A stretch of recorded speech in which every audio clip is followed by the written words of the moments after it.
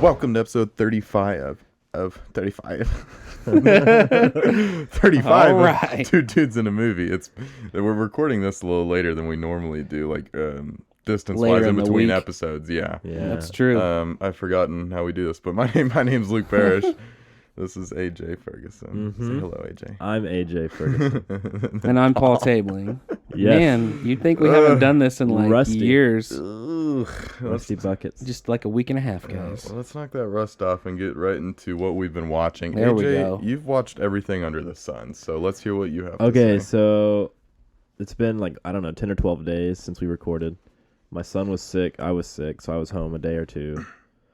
So I watched a bunch of movies. I watched Marriage Story on Netflix. Nice. How was that? It was good. Like, it was a good movie. It wasn't satisfying for me in the end. Like, the plot of that movie. Like, if we were scoring the movie, the plot section would be by far the weakest. Well, the movie just kind of like ended. You're Yeah. like, okay. Yeah. It was just like, man. I watched Sling Blade. You ever seen Sling Blade? That's with Redneck. Billy Bob Thornton. Yeah. Yeah. Mm-hmm. Great movie. Redneck. I really like that movie a lot. It's an interesting one. Really strange movie. Have you ever seen it? I haven't seen it. It's like a 90s movie. It's late 90s. This guy has like a severe mental disability because of a lot of like traumatic stuff that he experienced as a child. Yeah. It's kind of like Joker a little bit.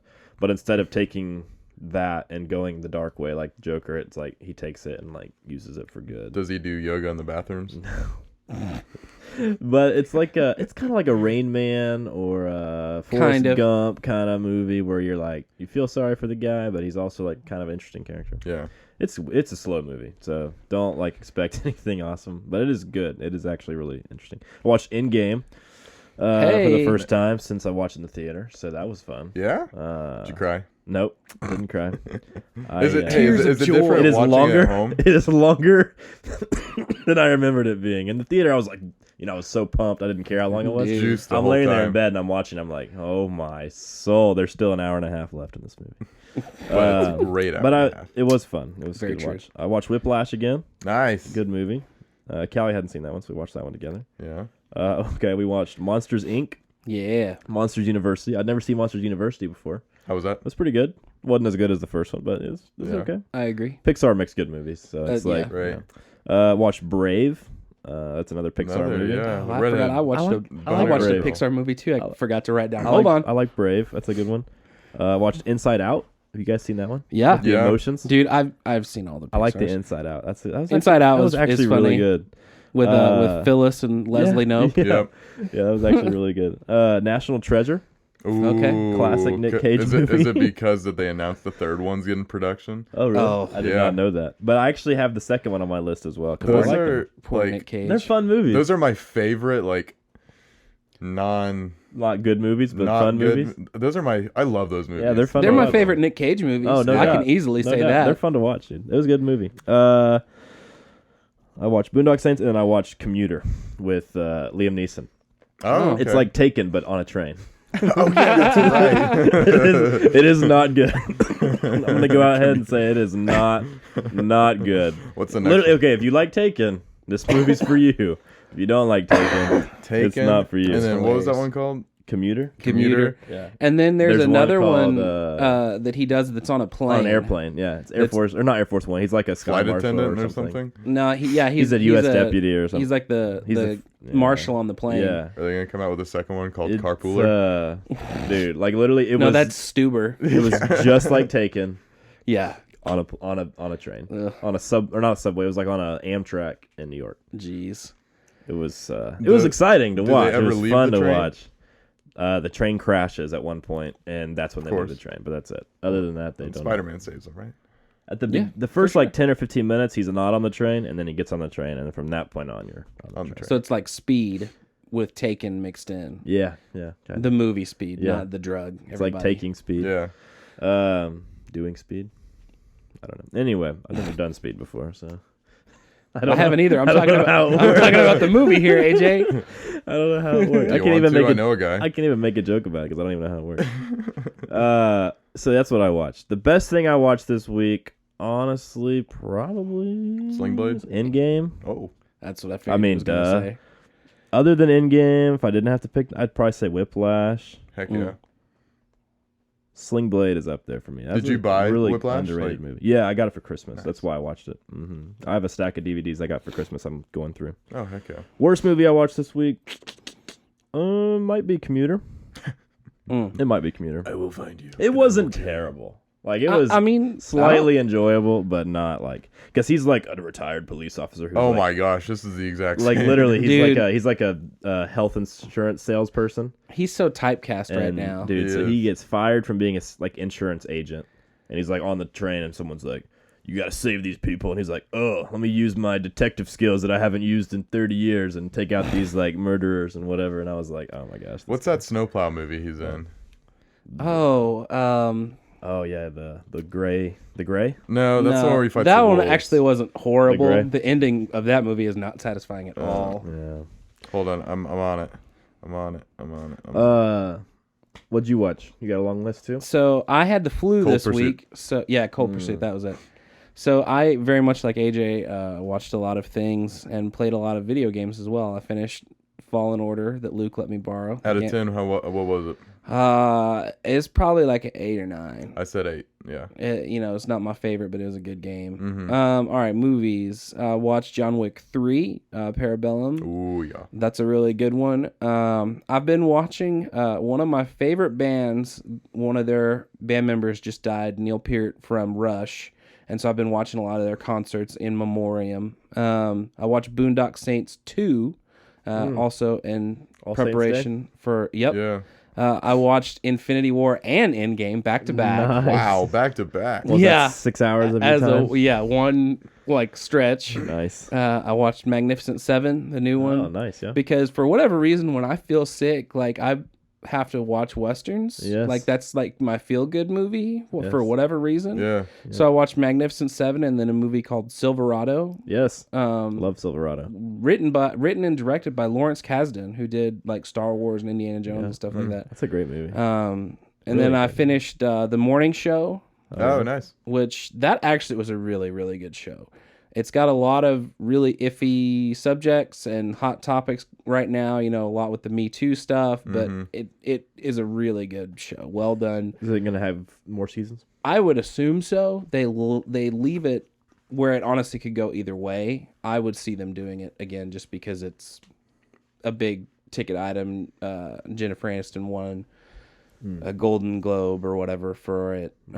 That's Apple TV, right? Yeah, Apple TV Plus. Do you think how well do you think Apple TV or Apple Plus, whatever it's called, is doing? I think they are doing okay. I don't think they're doing that great because like a lot of the big name content is now like because their seasons are only like 8 to 10 episodes. So like that show's done. C is done. Like all of the big names that like were on like dropped on release date, even though episodes came out weekly like Disney Plus did for Mandalorian. All of those shows are done, but they're still coming out with new things. Like there's a new one that I'm kind of excited for. It's Samuel L. Jackson and Anthony Mackie, and they're like I think they're lawyers from the 60s, and it's kind of like a I can't remember exactly what, but it looks, just from the image, because there's no trailer for it right now. I'm just like, oh, this might be interesting because they're getting a lot of big name people to do these shows. They are. Okay, so you got Netflix, Prime, Apple TV, Hulu, Disney Plus. Those are the 5 biggest streaming services. Yeah. In that order. In that order. Yeah. Which is really surprising to me. So Netflix has 60 million, Amazon Prime 42 million, Apple TV Plus is third, 33 million, Hulu's fourth right behind Apple TV, 32 million, and then Disney Plus is actually fifth with 23 million. On how much they've made? No, on subscribers. Oh. The number of subscribers. I mean, So that's surprising to me because it's been out less time and it has less content. no, Right? not than Disney. It came out before Disney Plus. Yeah. Oh, really? Like a week or two. But it has less content. It does have less content. Like You're correct. considerably less Because they content. didn't have Yeah. like a backlog of Right. Yeah, hundreds That's of surprising years. to me. Yeah, you're definitely correct there that they have less content, but That is crazy that Netflix is still so far. This is yesterday. This is when this article came out. Oh, nice. Yeah, hey man, so they do. That's the longevity. it's Yeah. insane. They've double Apple TV, double Hulu, triple Disney Plus, and then almost double Amazon Prime. Which Amazon Prime, I think, is just like people who have Prime who use like Prime. Dude, You know what I'm saying? I'm watching a lot of stuff on Prime right now. I like Prime a lot. Say I'm watching the Cosby Show still. I just started Entourage again, Okay. which I love that show. That was another thing on here. But only a couple of things left, and then I'll move on to Luke. Watched London Has Fallen also. That's one of my. I like that one. It's a big action movie, and then my Disney movie was Coco. Okay, I haven't seen that. I haven't Dude, either. It won like all the awards though when it came out. Though, it's if a I remember good movie, man. correctly. I was thoroughly surprised at how much I enjoyed it. Coco. Because that's It's- the one where lives in like, Day of the Dead, right? Yeah, it's a boy named Miguel, and his family is like they make shoes in their little town, but he wants to be a musician.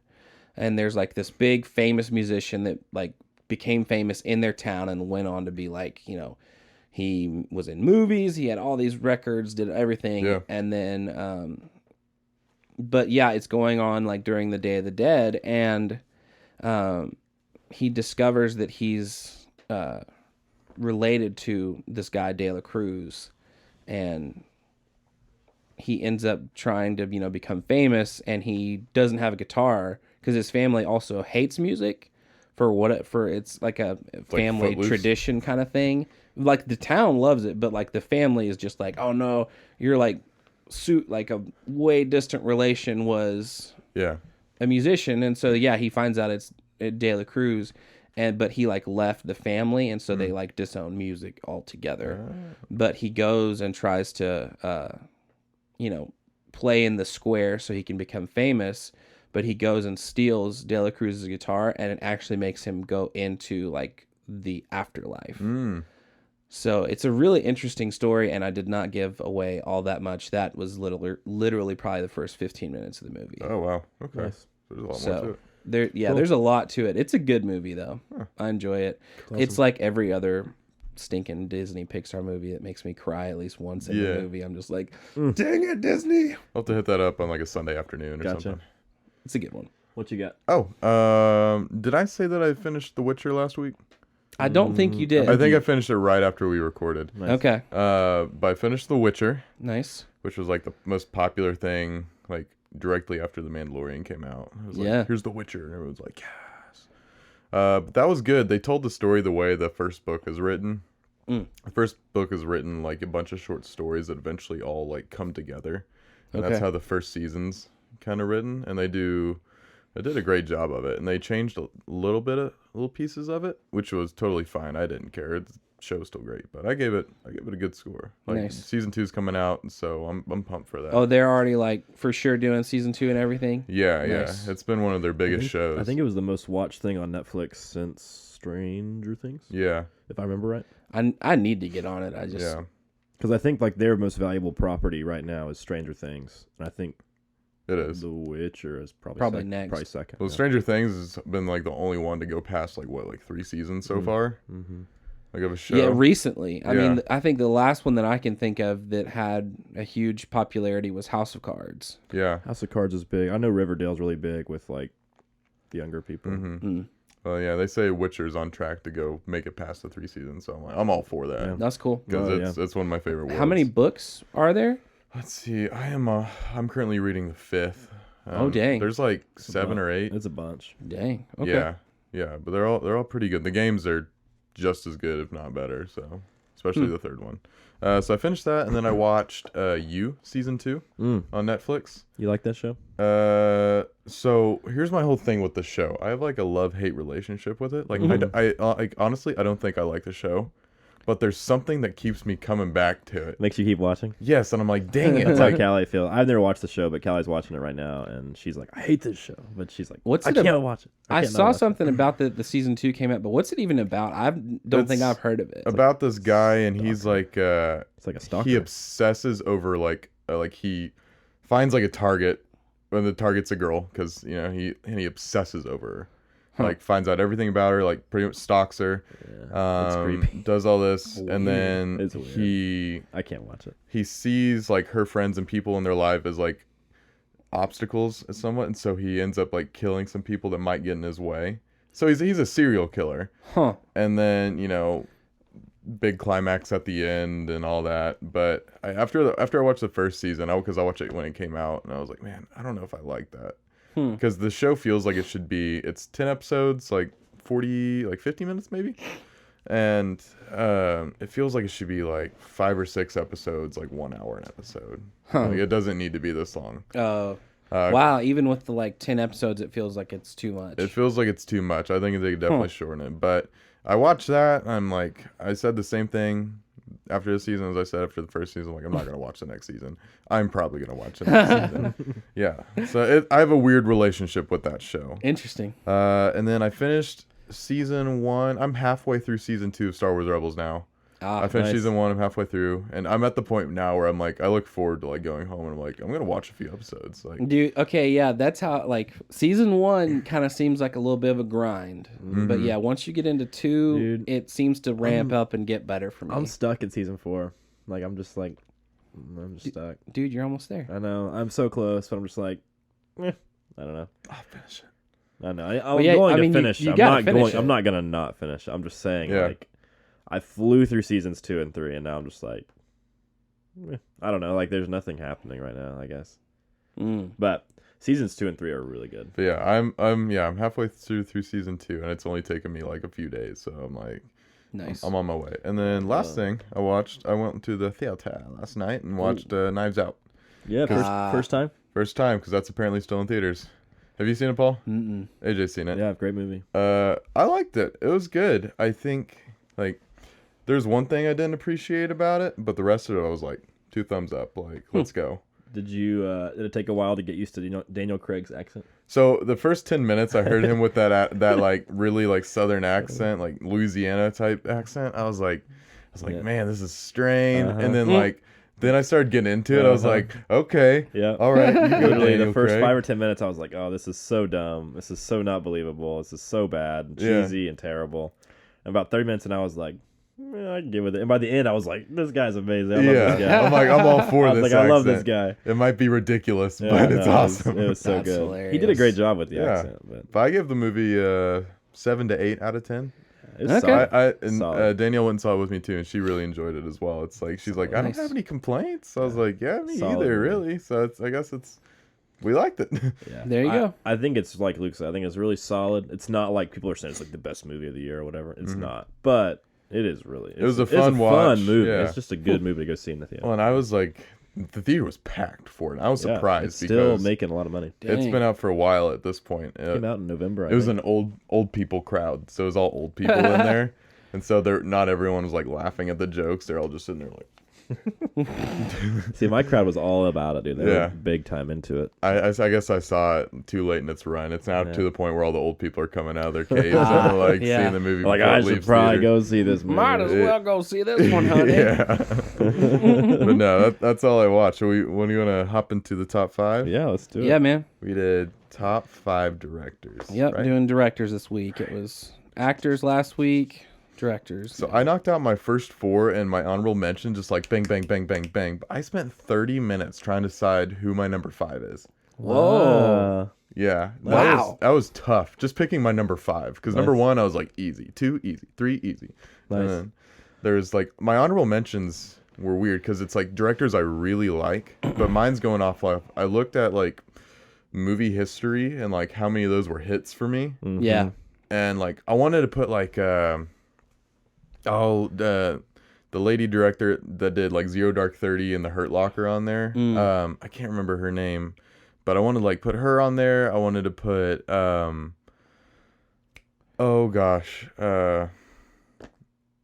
can't think, but a bunch of people that only have like 2 or 3 movies that they're like, but they just don't have a big catalog of movies. So mine are like guys I really like that have a bigger catalog of movies. I gotcha. Yeah, for me, the director's thing was much more objective, and it was easier to make it objective rather than like, I like this actor or whatever.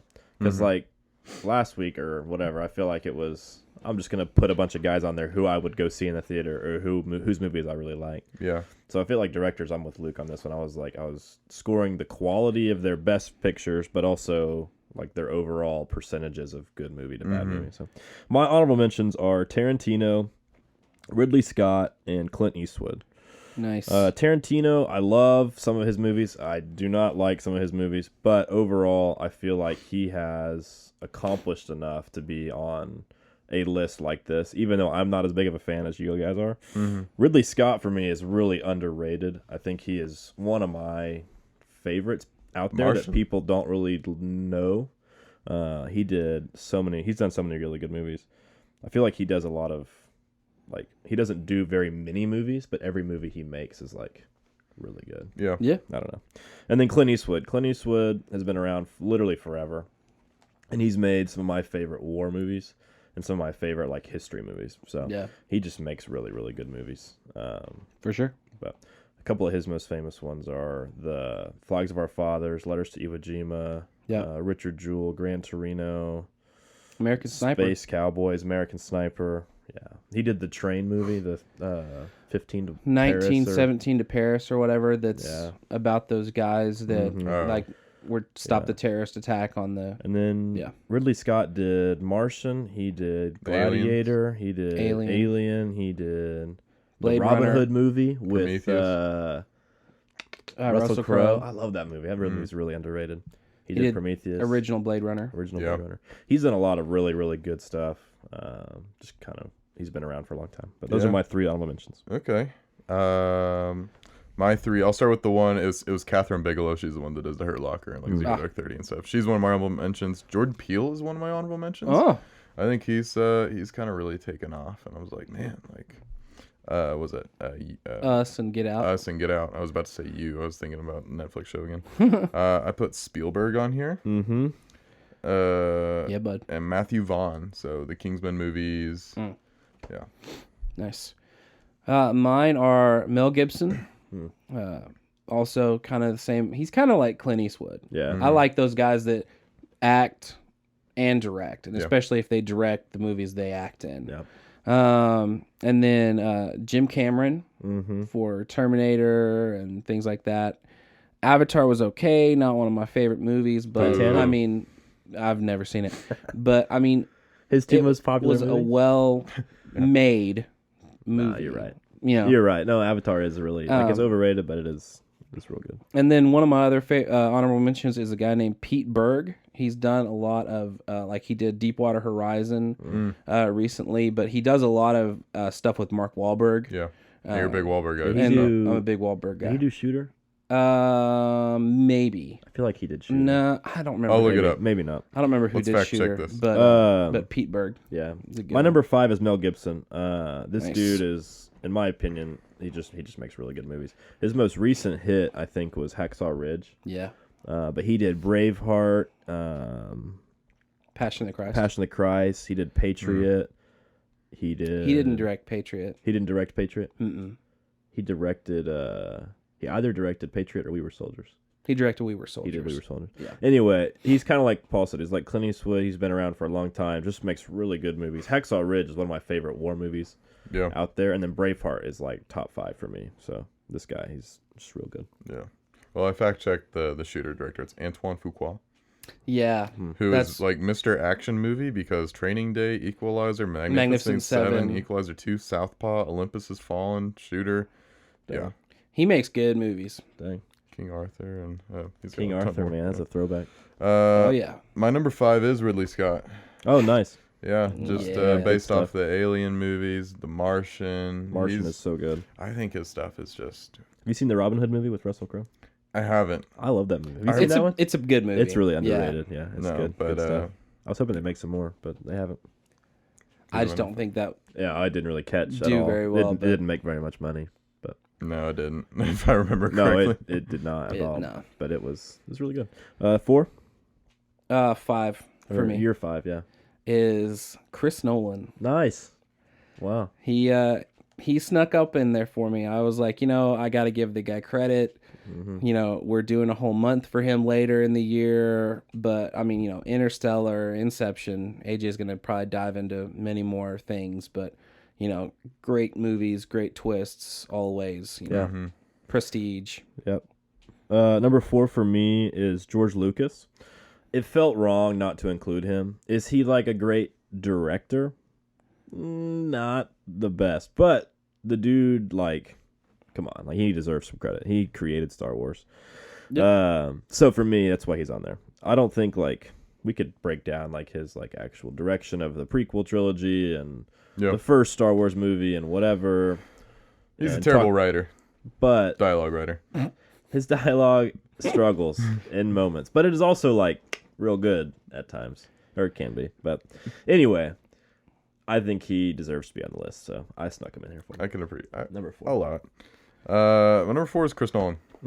Nice. Yeah, I think it's like Paul said. It's kind of hard to like throw this guy on the wayside. Yeah. Oh yeah. It's like you kind of want to. I'm just kidding. You know. Well, but he just has every movie he has is like a hit. And that's the thing with like Tenet. Everyone's pumped about Tenet because it's a Chris Nolan movie. Yeah. And he's coming out here with like, you know, original takes on stuff, original ideas, That's one of the reasons why I love Chris Nolan, I think. And I'll talk about him later, but I think that's one of the reasons why I like him so much is because of the original content that he makes, that he produces. I mean, he wasn't even on my original list, but I like thought about it later, and I was like, oh no, I got to, because I also had to think about like in my movie going lifetime, every one of his, well, maybe not everyone, but most of all of his movies are big discussions after the fact for years. I mean, when I was in high school, when Inception came out, everybody was talking about Inception. Yeah. Same way as Dark Knight and Interstellar, and it kind of started to fall a little on the wayside with Dunkirk. But like, I mean, you know, those big ones like that are just. I remember people talking about those for months after the movie came out. I still argue with my friends about Inception. I mean, yeah, to this day, I mean, you can still have those arguments. Your number 4? 4 is Clint Eastwood. I feel like we're going to have a lot of the same people, but I mean, I love, again, you know, the whole actor-director thing. I mean, yeah, you think of movies like Space Cowboys. I love that. Is one of my favorite movies. And Unforgiven. Yeah. I think that was one of the first ones he drew. Maybe not. But, I mean, he won something for that. I don't remember if it was Best Picture American or Best Sniper Director. Is really good. But American Sniper, I mean, it's a really good great, movie. great stuff.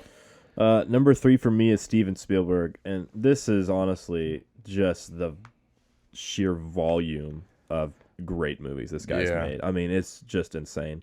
Like, if we're talking about the number of hits from anybody, to me, he's number 1. I have 2 guys I like more than him, but like if we're just talking like longevity, we're talking 20, 30 hits for this guy. I mean, you're saying Easily. Jaws, Jurassic Park, Indiana Jones, Saving Private Ryan. Saving Private Ryan. You got E.T., you got Lincoln, you got Schindler's List. I mean, there's so many. Hot Take, but Ready Player One's great too. Yeah, I've never seen it. That one. Yeah, I'm gonna say one of my favorites of his, because he's actually my number 3 as well. Oh yeah, is a movie called Hook, and it's a different take of Peter Pan, and That's it's with Robin Williams. Yeah. He just makes really, really good movies. What's like? Who do you think when someone walks up and says, "Who's one like?" If someone says, "Who's the greatest director of all time?" It's probably a name that like pops in your head instantly before you like really start thinking about it. No doubt. And to me, he is like the Tom Hanks of directors. Been around a long time, really famous, really solid. Everybody knows who he is. And everybody can list 3 or 4 movies he's made really quick. So to me, he's like the American, like typical, like you said, like mainstream answer of who's the best director. So it's kind of like in a way like the Chris Nolan of old. Yeah, and he's been. Like, that's fair. Fair. If that director's name's attached to it, you're gonna go see it because of the director. Yep, no doubt. That's fair. I mean, he just produces stuff at this point, and people go see it because his name is on the production. So. Yeah. Okay, he doesn't have to do as much work. Yeah, exactly. Right. And he created DreamWorks. Is that his studio? I think that's like his studio that he like started. If I remember right. I don't know. I'll have to look into it. It might be Wonder or whatever it's called. Warner Brothers? No. I thought it was Warner Brothers, to be completely honest. That he started? Maybe not started, but like as a big piece of it. Maybe. I don't know. I remember him like being a big part of one of those major studios. But my number was it 3? Yeah. So this is the only director on my list that doesn't follow like my deciding factors. Okay. My number 3 is Taika Waititi. Dude. Just because of one movie? Or No. Two movies. Oh, and his directing on The Mandalorian was great too. So 2 movies. yeah. And an Those were episode. he directed the best episodes on there. I He think did the last Second one? and the last He one, did I'm the pretty finale, sure. right? Yeah. Yeah. And man, he's just like he's fairly So we're talking about Jojo Rabbit specifically and Ragnarok Okay. and then What We Do in the Shadows. Yep. Oh, I haven't seen that. Man, those movies, I think he always just puts like a fresh spin on it while staying true to like the source and all that. Yeah. And like I think that's what he did to Thor, because Thor before that like was like Rough. It was rough, and then he did that, and then I know you don't like it, but Yeah, I mean it kind of but it's by far the most popular. It reinvigorated that character. No doubt. Mm-hmm. I mean, Thor doesn't have anywhere near the impact in Infinity War and Endgame if he's not cool because of Ragnarok. If that makes sense. Like he created, like Thor was going to be an important character in Avengers anyway because he's an Avenger, but he was allowed to have more jokes, more screen time, and more kind of a leading role because of what happened in Ragnarok, like because of what happened for his character. And I mean, it also made him to where he's going to be able to continue. Yeah, no doubt. Like if Ragnarok hadn't had such as good a success, they definitely wouldn't be doing a Thor 4. Think about it. He's the only Avenger who's going to keep making movies. Right. Everybody else is done. Yeah. And that's probably the reason. No, not the only reason why, but that's probably the biggest reason why. Yeah. And then Jojo Rabbit, he takes like these like serious like I think he's the only person that could take Hitler, make him a main character, and put him in a comedy or like a parody, and he did it so well. I mean, it obviously because it's up for all these Academy Awards. He plays Hitler. Yeah, but that he does that, and then What We Do with the Shadows, like the original idea of all these like vampires from living together in a the bloody house. dishes. And I've never seen that. I want to see it. Do the bloody dishes in the pans. All the dishes are legit bloody. He's such a weird person. Did he do the movie for that too? Because I know there's an old movie. What We Do in the Shadows? Or did he just do the show? He did the movie. Okay. He acts and directs the movie. Okay. And then he's a great actor too. Did you guys ever see Fly the Conchords? Mm-hmm. He directed a few episodes on that. Okay.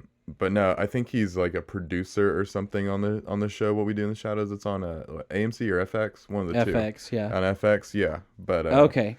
No. See, I thought he like did the whole show and everything too. To me, he's kind of like compared to last week, like Adam Driver was on my list for top 5 actors. Like, yeah. Someone that's kind of on the rise, hot. and they're just like bang, bang, bang, knocking out these just great movies. Yep. Your number 3 was Spielberg also, so I just kind of tied in with yours. My number 2 is Peter Jackson. I love Peter Jackson. Okay. I think nobody else could have done what he did with the original Lord of the Rings trilogy. Mm-hmm. The Hobbit trilogy, for me, is not as garbage as everybody says it is. Yeah. It's not awesome. I still enjoy watching it. It's fun to watch, and to me, it is more... It's not like a damage on his legacy. It's more of just like a... It's there, and you can enjoy it if you want. Yeah. But for me, man, that original Lord of the Rings trilogy is like 100 years from now, whenever they decide to remake Lord of the Rings, for whatever reason, like it's gonna be really hard, just because those movies are so good, and it's like they will stand the test of time because he did like so many different things in that series. But have you seen his World War I documentary? Yes, it's apparently really good. I was gonna bring that up also. I forget what it's called. I'm on it. It was the documentary. Have you heard about it? Mm-mm. So he made a documentary. He took all this old World War I footage. This was like his passion. They Shall Not Grow Old. They Shall Not Grow Old. This is like his passion project because his grandfather was in World War I. And so he takes all this like documentary footage from World War I, puts sound effects, voiceovers, and color. Okay. And like turns it into like a live action style, like documentary movie type of thing. Mm-hmm. And it is like awesome. Like you cannot tell that it's like documentary footage anymore. It's really, really, really like so crazy and impressive. He said he's had the idea for it forever, but he's just been waiting for technology to get to where he can actually do the project. But it was awesome, man. It was that's really impressive. So everything he does isn't awesome. Like his percentage rate, if we're talking about that or whatever, this is my, like you just said a second ago. Mm-hmm. If I was making my top 5 list of directors and I had like all this criteria, he's the guy that I'm like, I don't really apply the criteria to this guy. Like his just like honestly, he's on my list for those movies specifically. Yeah. But he is also, I mean, just really good. So, number 2. Number 2 is Quentin Tarantino. Ooh, yeah. Nice. Yeah. And your favorite Tarantino movies, or top 3 Tarantino movies, I guess? My number 1 is Once Upon a Time in Hollywood. My number 2 is probably Pulp Fiction. And number 3 is don't want to say Django, but I thought you would say Inglourious that's what I Basterds. thought you Sorry. would say. Yeah. I was sitting there thinking, for some reason I was going back into like Reservoir Dogs areas, thinking Yeah, far yeah. back. I like Reservoir Dogs. Yeah. But yeah, he's my number 2, and for me, and this is a kind of like a recent like relationship with me and Quentin here, like Like since the summer. like yeah, probably within the last year since I've really sat down and like, because I watched a lot of his movies whenever they came out, like Inglourious Basterds and Django and stuff, and for some reason I don't feel like How do you feel about Hateful Eight? Hateful Eight. I'm okay with it. I don't think it's one of his top ones, but I think it's okay. That's the one I've watched the most recently. Yeah. It's in the top 10 No doubt. because he only did 9. Exactly. Yeah. But no, I think a lot of his movies, all of them are hits with me, except for like I think Hateful Eight's on the fringe, and then I think Django's down there too. Yeah, I like Hateful Eight more than Django. Yeah. I never saw Kill Bill. I just refused to see. But Kill I Bill. think it's his style that really. Dude. It's so weird. It looks So good. It's like anime on like It's so good. live action. Wait, what'd you say? Kill Bill. Kill Bill. Oh, Kill Bill. Yeah, with I can't Uma watch. Thurman. I can't watch Kill Bill. I don't like Um, Uma Thurman either. So No, I think it's his style that really gets me. Like his directing style is really unique, and no doubt. He's had a massive influence on a lot of other people too. he has, and his originality and his like idea of yeah. taking all these concepts and like changing them. No doubt. So, did you hear that they're potentially going to be doing he's going to be doing a TV series of Bounty Law from Once Upon a Time in I Hollywood, saw like that. the Western No TV way. show. Yeah. He's going to be doing that as a TV show. Like a one-off like Wow. miniseries, right? Yeah. Yeah. With I don't know, but DiCaprio, If it's with DiCaprio, that's gonna be the greatest thing. oh, that'd dude, be awesome. be legit. That movie, I think, like he wasn't a nobody. Like he's never been a nobody. He's always been kind of out there. But to me, that movie was kind of his like second wave, like second wind. Yeah. You know what I'm saying? Like everybody, like kind of like Ridley Scott or Steven Spielberg, like they've been around for so long. They're just kind of there. Like they're just like solid. But then they always have that one movie that kind of brings them back into like the forefront. Like having their little renaissance. Like And to me, that was this movie for Tarantino because Django, Hateful Eight, and the one before that, Glorious Bastards. Inglourious Bastards. Inglourious Basterds was actually pretty popular. I remember talking about that one with a lot of people. But so for me, like the last 10 years or whatever, he's kind of been around doing stuff. But then this movie was like, he's won a Golden Globe already. He's probably going to win Best Screenplay. I would be surprised if he didn't win Best Screenplay. But anyway, number 2. 2 is Ridley Scott. Ooh. Nice. I love his. I mean, one of the first R-rated movies I ever watched was Gladiator. I didn't even mention Gladiator. That's a great movie. I love that movie so much. I was, thinking about just yeah. great quotes. Yeah. And I mean, there are so many good ones in there. Martian is also. Yeah. He does have like. When you really think about it, he has like a succinct style of like it's a really tense but really good story with a lot of characters and things like that. But I just love his all around style. And then I just watched Blade Runner for the first time this past year. Yeah. I've never watched any of the Alien movies because that just freaks me out. Like the Really? whole popping out of chests thing. Yeah. I'm just like, Chest okay. The first one. Have you seen is Prometheus? creepy. I've seen Prometheus Okay. actually, because I didn't know when I went to see it that it was tied to it Till the end. until the You're very like, end. I was like, wait, what? But that wasn't a half bad movie, like story wise, like Yeah. So Gladiator is best movie Oh, easily. That's Martian a top 2. top five for me of all time. He's Yeah. man, yeah. Martian for me is probably his second best movie. Yeah, I'm glad we're doing that later in the year. Yeah, that's a great movie. Okay, my number 1 is Christopher Nolan. Really? What? So Prestige, Shocker. Inception, What? Batman Begins, No way. Dark Knight, Huh? Dark Knight Rises, Interstellar, Dunkirk. That's 7. Okay, so here's a question that I have. Memento 8. Yeah. Okay, yeah, that's what I was about to ask, because there's a couple of movies early that I have never seen but want to see. Memento is as far back as I go. If there's anything before that, I've never seen it. Well, after Memento, he did Insomnia, Oh, I've never heard of it. Or no, I've never seen it. I've which heard is of it.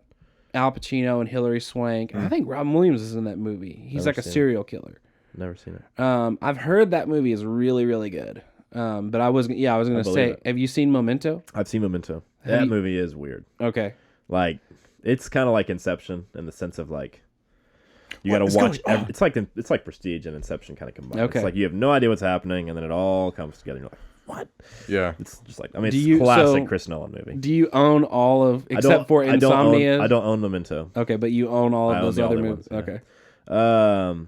So for me, he's number one because his percentage of great movie to bad movie is through the roof. Yeah. The number of like top 25, top 50 movies of all time for me personally, like all 7 or 8 of those movies are up there. Top 50 probably. I think 4 of them are in the top 10 for me. Yeah. Because Dark Knight Rises, Inception, Interstellar, and Prestige are all, so that's 5 in the top 10. No Batman Begins? Batman Begins is top 25. Okay. So that's 6 All of right. the top 25. Dang. All right. So you have 19 non-Christopher That's Nolan what I'm movies. saying. Like, his movies are so good. The other reason I like Chris Nolan so much, the way he makes movies, he uses as absolute little CGI as possible. Obviously, he uses CGI. Everybody uses CGI, but he uses as Inception little as without possible. CGI. Right, he uses it, but he uses it Yeah, as they little turned as that possible. building, bro. That Yeah, was real. That's right, they do. You're right. He uses great actors all the time. He gets some flack for using the same actors, which, okay. But they're great A actors. But lot they're of people great do actors. that. And Tarantino uses the same actors all the time. I mean, yeah, you Ridley think Scott about it. uses the same actors a Yeah. lot of the time. Spielberg likes to use the actors same a people. lot I of the mean, time. Yeah. Scorsese uses the same actors all the time. So, like, you can't poop on him for that. But Yeah, no. I like the actors he chooses. He usually does a great job. The other thing I really love about his movies is the writing. He writes. I think he's written every movie he's directed. I'll have to double check that later. I'll check it right now. But I know I would say he probably has. I think he's written or co-written every movie that he's directed. And so I love that about him because you get a guy like Scorsese or Spielberg or whoever, and they get handed a script and then they go make a great movie. And they make great movies, don't get me wrong. But Chris Nolan is taking an idea that never existed before, writing a script for it, choosing people to be in the movie, making the movie. Like, to me, that is so impressive. Tarantino does that too. He writes the scripts and then makes movies. So to me, like, that's one of the biggest reasons I like Tarantino is because he's a writer and a director. Yeah. yeah, he either did like the screenplay or wrote it, or he did the story for Man of Steel. Yeah, he I read that he helped, somewhere. He helped I think produce Man of Steel. Yeah. Yeah, because that was back when he was still helping DC out with their shenanigans. Probably should have helped out a little bit more. Probably. I think he saw the direction they were headed and he was like, I'm out. But Tenet looks awesome. I think Dunkirk is probably his biggest flop. Whoa. Really? In the box office. Ah. Oh, yeah. Statistically, it's his biggest flop. Is it your least favorite? I like Dunkirk a lot. Of the ones I've listed, it's my lowest rated probably. It made $526 million. I mean, it made a lot of money. Don't get me wrong. It made I $500 mean- million, but that's low for him. That's what I'm saying. Like, because Inception made $1 billion. Dark Knight Rises, Dark Knight both made $1 billion. Interstellar made $600 or $700 million. Yeah. Memento and I'd probably put Dunkirk above Memento for me personally. Okay. But dude, like, Well, I haven't seen either. I haven't seen Dunkirk. you never seen Dunkirk? It's a weird war movie. Like, it's I've heard, it's a different war movie. So if you're not prepared for it and you're like, this sucks, like, I understand why you don't like it because it's not a war movie. Yeah. But if you understand where he's coming from, like cinematically and how he's doing stuff, like it's really good. But so for me, I would say Interstellar's probably my number one. That one and The Prestige, I go back and forth on. And then the Dark Knight Rises. Those are probably my top 3 or 4. Nice. Inception's really good too. All of them are number one, okay? Have you seen Inception? I haven't seen Inception yet. Bro, you gotta Oh. watch Inception. We can argue about Inception like for hours. Easily. You've seen Community? No, neither of y'all seen Community. No. There's a scene in Community. You've seen Community? Not all of it though. There's a scene in Community when Lando Calrissian, I forget his name. Billy D? Donald Glover. Oh. Billy D. His character, yeah, Billy D. His character is really dumb in the show, and he's just like sitting in the corner, like, I don't get Inception. And he's like freaking out because he can't understand like the plot of Inception. Yeah. And then his friends are like, it's okay. That's so funny. I always think of that whenever I think of Inception. But anyway, Chris Nolan is the man. We're gonna do a whole month on Chris Nolan in July, so get pumped for that. AJ's pumped for that. Number one. My number one. I'm really interested to hear your number one because you already said Tarantino. I actually am too. You never said George Lucas, which you're not gonna have him number one. Yeah. But okay, go ahead. I'm sorry. All right. Dennis Villeneuve. Ah. Okay. So Remind me. Blade Runner. I know. Sicario. Yes. Arrival. Yeah. Prisoners. I Enemy. never saw Prisoners. I saw Enemy. Yeah. No. I think, and he's directing Dune, and that comes out this year.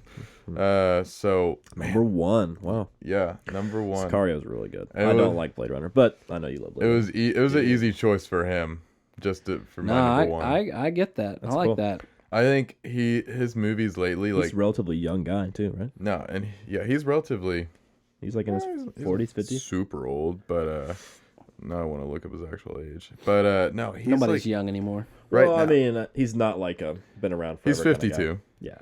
But he's been freaking busy. Like over the last he had Sicario in 2015, Yeah. Arrival in 2016, Blade Runner 2049 in 2017. Like just right there in a row, just 3 awesome movies. And then before that, I mean, he had in 2013 he had that Enemy. So weird. Did you ever see that? I It's saw the weirdest movie I've ever seen in my entire life. I saw half of it on a Saturday at my parents' house. Yeah. Weirdest movie I've ever seen. Not even kidding. But no, I think he's getting to the point now where his every movie that comes out is just like bam. Cash. Yeah, like cash money. And I think that really kind of started with Sicario in 2015. Because after we watched that, I was like, dang, that was a stinking good movie. Sicario's really good. Yeah. And then We did 2 or 3 of his movies in a row, didn't we? Or not in a row, but we did a relatively few. closely. Sicario and Blade Runner. Yeah. Yeah. So that means your number one is Tarantino. Me? Yes. Yeah. Oh, nice. Only guy I own every one of his movies. Yep. And this was super easy for me. I own every one of his movies. I have a little section of my movie shelves. Rank your top 3. Once Upon a Time, Reservoir Dogs, and Inglourious Bastards. I love Reservoir Dogs. Reservoir Dogs is number 1 for me personally. Dude, that one, really and good. it was just, his first one, and he was still figuring stuff out. But I mean, So good. such a classic, dude. Yeah. I need to watch the Hollywood one again. I've only seen it the one time. Once Upon a Time in Yeah. Hollywood. I actually do need to watch it again as well. But Where did you have Spielberg? 3? 3. Where did you have Spielberg? He was honorable mention. And neither of y'all had George Lucas. Interesting. Or Peter Jackson. So Surprising. I thought about both of them, but again, I couldn't justify for just the one thing. No, I couldn't either, understand yeah. that, Like, for sure. Yes, I agree 100% that Peter Jackson is amazing. Yeah. But to go from Lord of the Rings to District 9, I was like, Did he "Oof." direct District 9? Yeah. He did. And I mean, that movie was okay. It's It not had his its style, moments, man, yeah. but it's just not, it was not. Yeah. Yeah. No, I'm with you 100%. And I feel like that's kind of so yeah, for me to be on this list, you have to have a little bit. I mean, it doesn't have to be a huge catalog, But more. That's also a reason I didn't have Martin Scorsese on here. Yeah, that was Because the other name I really that like- that none of us said was Scorsese. I had Scorsese originally. Yeah. His best 2 But- movies for me are Shutter Island and Departed. Departed. Yeah. Yeah. I mean, I really only was Departed for me, and I was like, well, I can't have a person for one. just one thing. Like, Yeah. yeah, I mean, he's done a bunch of other great movies, like Taxi Driver, Goodfellas, Casino. Did he do? He did He Casino, did Goodfellas, yeah. but I haven't seen any of those, Right. so I can't. I'm not going to judge somebody off of things I haven't seen. Right. Yeah, I think that's a fun list to talk about directors because you're talking about, like we said, longevity. You're talking about hits versus whiffs. You're talking about the kind of the heights, like the highest movies that the best movies they've made, but also considering all the movies they've made recently and everything. So that's a really fun, I think, That was a good list. conversation to have. Yeah, that's surprising. The Tarantino thing wasn't surprising, but the Villanueva thing. What was you said your favorite Nolan? I said mine. What's your favorite Villanueva movie, Luke? Blade Blade Runner. Yeah. Okay, that's what I figured, but I wanted to. What's your favorite Chris Nolan? Favorite Chris Oh boy. That one takes some Interstellar, thinking. probably. No. Or Dark Knight. That's what it is. That's your highest rated one, I think. Interstellar is my favorite. More than Dark Knight? Dark Knight Rises? Yeah. I love Interstellar, dude. Like, whenever I'm at work and I'm grading papers, I just play the Interstellar soundtrack. I think mine might be Interstellar. I like Interstellar a bunch. Dude, that movie's so I good. think I like Inception better than Dark Knight. Really? I like The Dark Knight Rises better than Dark Knight, Whoa. personally. That's a hot take. We've argued that before. We We have have, yeah. many It, times. oh my gosh! But But hearing you say it again blew my mind. it's just, man, such a good movie. Well, do you guys want to get in Christian the Bale. movie? Okay, of the week? let's do it.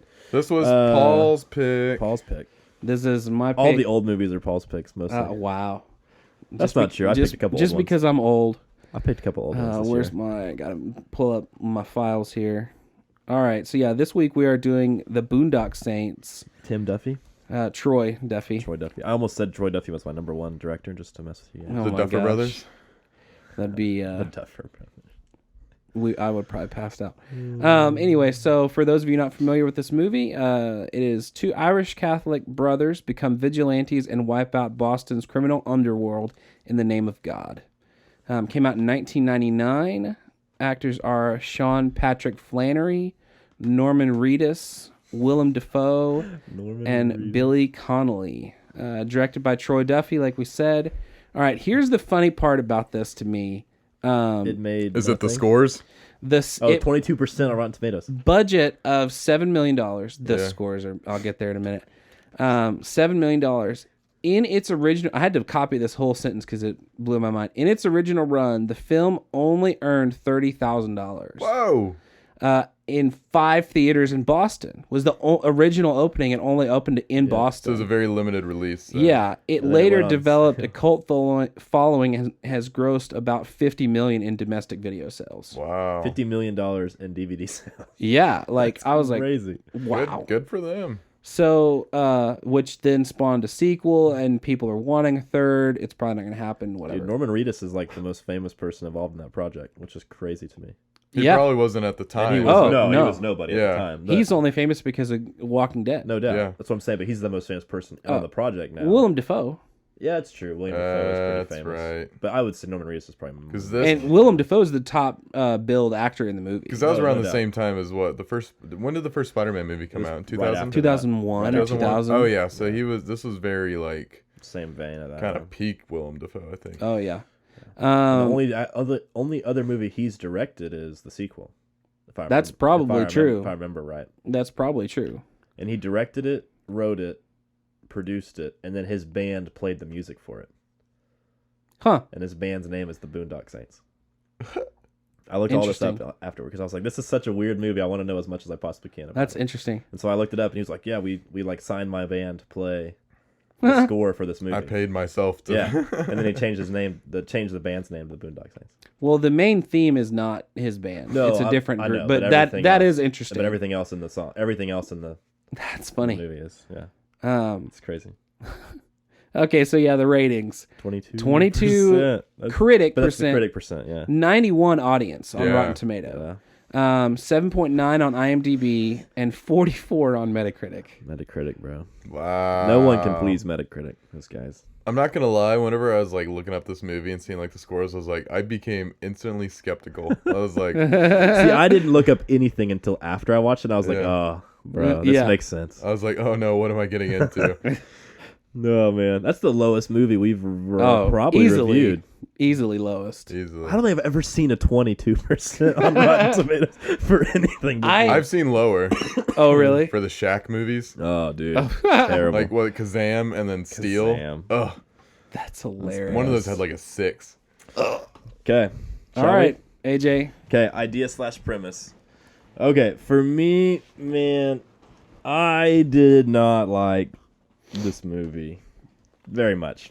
There were moments I was like, okay, that's pretty cool. Well, okay. But for me, the idea/premise, I gave it a 4. It was, to me, a little cliche, a little overdone, and it felt like a Tarantino like spinoff, like copycat kind of movie, you know? Okay. But the vigilante thing is done to death. The do it in the name of the Lord is done to death to me.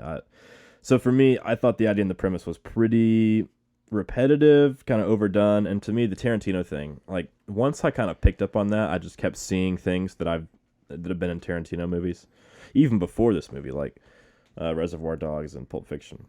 Mm-hmm. So that just kind of bothered me the whole time. But so that's what I gave it. I gave this section a 6 because I was like, I felt the same way. I was like, this isn't another vigilante. Like, if the law can't do it, then we'll do it.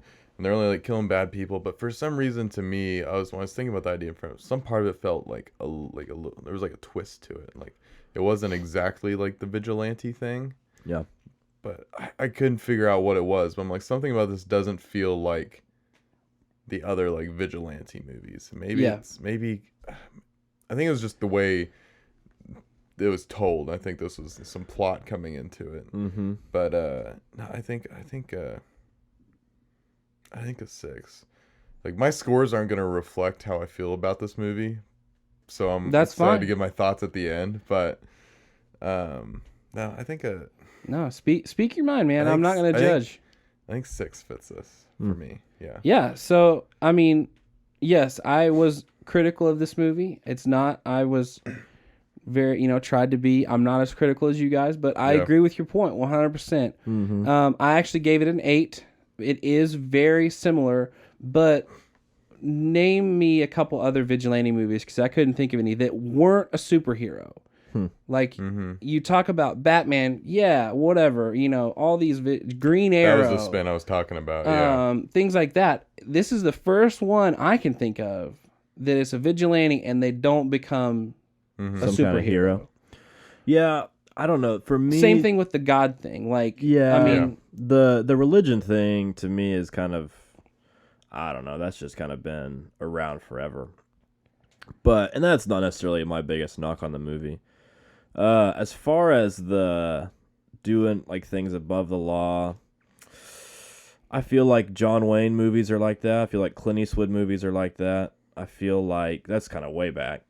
I feel like a lot of Denzel Washington movies kind of around the same era are like that. are vigilante movies? Not vigilante necessarily, but more of a revenge tour, killing people kind of thing. Because the vigilante thing, to me, they didn't do that for that purpose. That was kind of like the media put that on them, and then they were like, "Oh yeah, we can do that. We can go for that." Right, and that's it was what, more of a revenge thing to begin with. So it was more of an accident. right, well, thing. yeah, they killed him on accident the first Russian time, guys. and then they kind of got more involved as the movie went Yeah. on. They got the partner guy, and he kind of started pointing out more mobsters and whatever. I don't know. It just for me like No, like I said, that's fine. yeah. I couldn't think of another true vigilante movie Yeah. that didn't end up being Batman. Yeah, it's a lot of superheroes because I think a lot of more of like just TV shows. Whenever I think of, I was trying to make comparisons like Arrow maybe, Right, and superhero. yeah, like Daredevil, and But like it felt like a Taken movie. It felt like a John Wick movie. It felt like a I don't know if to the scale of those. no, I think, definitely not. Yeah. But like we're mad, let's go kill some people kind of thing. If that makes sense. It's less about the vigilante thing and more about the like just revenge killing people. Why did they go kill the Russian mobsters? So Because they were worried about them coming to kill them. So and this movie does kind of, if you haven't seen it a bunch like I have, it doesn't quite make sense. Yeah. Because the Russian mob is closing down their buddy's bar. That's right. Okay. They come to the bar and they have that bar fight to just scare them off, Right. and then the next day, the Russian guys come to kill them. They go to their because they apartment to kill them. pissed him off. And that's when he breaks the toilet. Yeah. Yep. Yeah, so for me, the vigilante thing, I don't know, that was like it No, it's fine. wasn't even the vigilante thing as much as the revenge, just like I got I you. want to go kill people. But okay, the character for me, the heroes, the two brothers, like it took me a while to tell the difference between them because they were so similar. Yeah. My favorite character in the movie is the bartender. Yeah. One of the I Tourette's? love The Tourette's guy. I Yes. loved his character. I wanted more screen time for that guy. He The was part my with the favorite. nuns when he's in the hospital. He's in the hospital, And they're like, he's just screaming. Yeah, he was my favorite character by far. I love that guy. Yeah, and then right after that scene, they're like talking to Yes. the kid, and they're like, "Don't worry, none of that cursing was directed at you. Yeah. He's just a little off." Yes. Okay, so my two biggest complaints with this. were the villain. There was never like a strong villain, I guess. Like that one guy was the villain like the whole time, the Italian guy. The Yakavetta. Yeah. You'd say it was kind of just like organized crime in general. But there wasn't, villain. yeah, but there wasn't like a bad guy. You know what I'm saying? So that was hard because it was like we never really felt like we were like chasing after someone specific, and they weren't even chasing anyone specific. They were just killing as high-ranked people as they possibly could. Well, then they tried to establish the guy that was in prison for a while as like a big bad. Yeah, the dad. And then that for me didn't really work. The dad character. Was he the dad? Yeah. 'Cause at the end, they said like dad or dad. He's their dad. He's their dad. Okay, that was strange to me. Yeah. The other thing. Okay, so William Dafoe's character for me was the best character in the movie. Yeah. By far. But he just kept getting weirder and weirder, and I just couldn't go with it. Like at one point, I was like, "No, I don't know why, but I just can't do this anymore. I'm done with him." But up until that point, he was like super fascinating. Like he carried the movie for me. Yeah. The best thing they ever did in this movie, in my opinion, was have them get ready to go in the room, and then cut to Dafoe walking in the room and telling you what they did, and then going back and having them do it. To me, that was the best thing they did in the movie, and they did it multiple times, and that was a very Tarantino kind of thing to do. But so for me, Dafoe's character was really solid, really cool, really interesting and dynamic. And they'd throw like these weird curveballs He at just you. kept getting weirder, and I was like, "Nope, I'm out. I'm out. No, not for me." But I gave the section a 5. For me, the weak heroes who kind of seemed similar and didn't really have a great motivation, and then the weak villain who was just kind of never there was like, nah. I liked the friend character, Rocco. Mm-hmm. He was a cool, kind of fun sidekick type character. He's like unhinged. Yeah, he was crazy. Like at one point, I was like, "This guy is literally crazy, insane." Whenever he's in the apartment yelling at his sister, and I was just like, "Huh? Your cat's name?" And he's like pointing the cat at. Oh, that was not his sister. Oh, was it? That's like his girlfriend. Oh, really? Yeah. I don't know. I was just like, that seems. Yeah. When he killed the cat, I was like, "What's going on?" So he shot the cat, and I was like, "Oh, that was just like Pulp Fiction when he shot the guy in the back seat." Yeah. On accident. Oh, right. That to me, I was like, "Oh, man!" Like that was like, I don't know. I thought that was really cool for a second. And I was like, "Oh, he kind of." So you're seeing like what, like Pulp Fiction parallels? Yeah, I saw a lot of Pulp Fiction parallels, a lot of just Tarantino in general parallels with like the time shift kind of thing, the different kind of storylines trying to lace together and all that. I don't know, but anyway, for me, I gave character a 5. The heroes and the villain to me are what's supposed to carry the movie, and neither of those things happened. And then Dafoe's character like helped the movie, and then he just kept getting weirder, and I was like, and then Rocco died, and I was like, So, and then the old man wasn't in the movie enough, and I was like, So the father thing at the end, which I want to hear your thoughts. You said you didn't really like, or you didn't really work for you. It was just strange. It kind of came out of nowhere, and I liked there's like a big bad now. We actually have somebody on screen we can be scared of. We can fight. Yeah. I liked that, kind of where that was headed. And then he was only on screen like once or twice. The shoot-up scene at the house was awesome. That was weird. I was sitting there, I was like, how are they? No one's hitting anybody. How is no one hitting anybody? Except for the finger, and then what's his name got hit in the thigh. Yeah. Well, he got grazed in the shoulder, or the side, or whatever, Yeah, for me, that was kind of like cool. I don't know. It was neat, yeah. But the father thing, I don't know. Where he came in and started saying the prayer with them, and they were like, oh. Yeah, I don't know. Okay, go ahead, sorry. I also gave this section a 5. So I thought the characters were fun, all of them. But none of them had like there wasn't really any development. Because like the brothers, I thought they were fun characters. Their friend, what was it their friend's name? Rocco. Ever since I saw Jafar on his shirt, I thought Jafar the entire time. Yeah. But Rocco was a fun character. He was a fun character. Willem Dafoe's character was fun. Like every time they had him sit there and describe a crime scene, I was just like, yes, like beef. What is going on here? I loved his beef with the Boston like PD guy. Greenlee. I loved his beef with that guy. I was like, get me a bagel. I love that. Every time he would, great. improve. It's like, a really fat guy sat on him. I was like, oh my god. No, he was great. And it's like when they're in the strip club or whatever that was, and he comes back and he's like, he does this with his hands. Yeah. And he says, sounds like we got a cowboy. And I was like, oh, that's so funny. Yeah. So he had some great one-liners, some great. Him, some like great you scenes. said, was the scene. I lost it. when I lost it for him was when he was at the shootout place, and he was like his tie was like down to here. And he's like losing his mind describing, and he's like going crazy in the front yard. Yeah. That was when I was like, nope, I'm out. This guy. Oh, that was when you were out? Okay. I thought there would have been different reasons. There were things after that I was like, I'm glad that I'm out because I would definitely have been out. When he shows up to the Italian monster's house and he's dressed as a woman, drag. I was like, Nope. I don't see how this guy thinks this is attractive. Nope. Like if there's out. they could have put a bunch of different guys in wigs and stuff, and it would have been, probably I would have been like, all right, but like Willem Dafoe in a wig and dress, I was like, I just don't see that. Not a good looking. He's not a good looking person anyway. Anyways, and then putting him in a wig and stuff doesn't help that. So I thought that was funny, but like that scene for me was like, nope, I'm out. I was big just time. ridiculous. But the house thing, I was like, when he was going crazy in the front yard and like in the bushes. And oh really? Like, I like and that's that. like how he found the finger was like he was in the bushes. I was like, I like that scene. He's like, and then the PD guy's like, well, what if it was this one person with 6 guns? And he's like, oh, you idiot. Yeah. That was like the one time he was like, he was wrong. right. He was right the whole time. Yeah, that was pretty funny. But yeah, so for me, man, characters. I mean, I give it a 5. Like they were all fun characters, but they weren't very like deep. They weren't very. The brothers' chemistry was fun. Yeah, like, the banter that they had and kind of the relationship they had was strong. So both of them were supposed to have Irish accents, correct?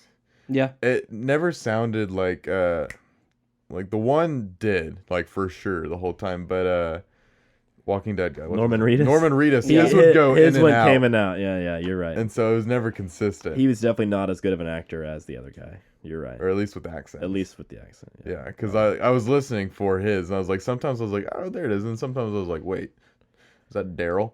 Yeah, Daryl. But no, 5. What are your thoughts on character fall? So, again, agree with what you said, but I look at it more of as a whole, as like as a cast. It's a good over evil, true evil, like good guys fighting crime. Yes, I agree. There was not a whole lot of growth. They're all very one note, nothing crazy there. But for me, just like the principles that they have and sticking to them no matter what, of like the loyalty to their friends and each other, they're just all about justice. And I think with it being a whole Boston thing in general for me, I think that even adds like that's just kind of how the city of Boston is. And I loved how like there are scenes where like with the TV crew and like at the end they're going around talking to people. So I mean, I gave it an 8. Again, I like this movie. I probably judged it a little too high, but at the same time I really don't care. Yes, there are many flaws with this movie. Yeah. But did the bad guy thing bother you as much as it bothered us? How there was not really one true. Yeah. No, because I looked at it as they're fighting organized crime. They're fighting evil as like the unit of mobsters rather than one like. Because I mean, they didn't even know who they were fighting. It was just hey, here are bad guys. Yeah. We're gonna kill bad guys. I liked when Dafoe became their friend. Like I thought that was kind of a good kind of direction for the characters to go. Because he got like drunk, and then his like true feelings kind of came out when he was in the confessional. Right. He was like, which that confessional scene was actually pretty. That's one of my favorite scenes. That was one of the best scenes in the movie. Yeah, no doubt. Because he's holding the gun to the guy. He's holding the gun to the guy, and then he's talking to the guy. That was great. I liked that one. Okay, plot for me.